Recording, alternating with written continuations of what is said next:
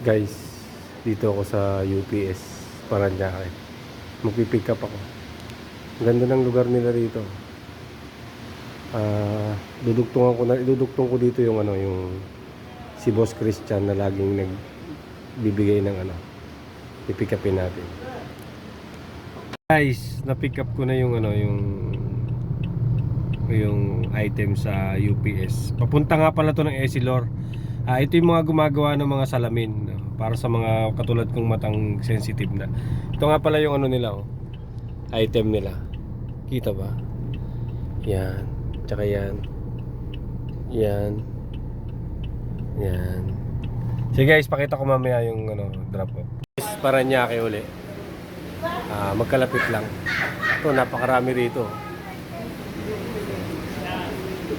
Napakarami.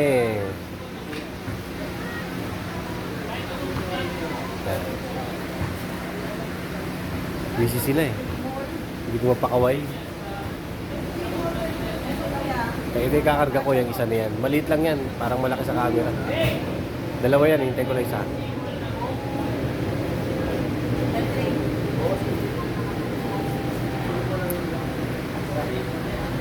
Ayan o, yan. Ay, hindi pa yan.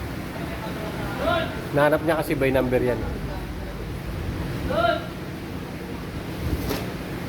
Hindi nila alam. Nakikita nila ito sa YouTube, TikTok, at Facebook. I-vlog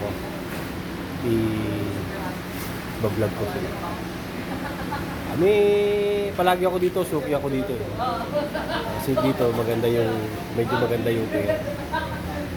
Hindi ka tulad sa iba.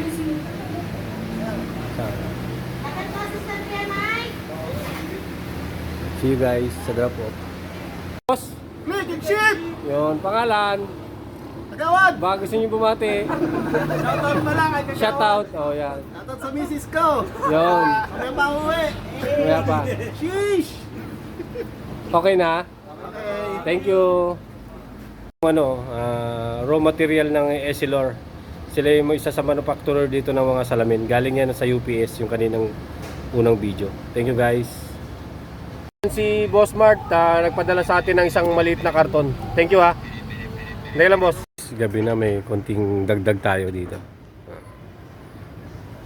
Yung way kasi nito papunta sa sundo kay Mrs. Yan. Boss, kaway ka nga konti niya boss. Papanood mo yung yan. Ayan boss. Mamaya bigyan kita ng sticker yan. Sensya na, konti na lang minutes ang kailangan ko 3 minutes na eh. Yan. Bye na guys.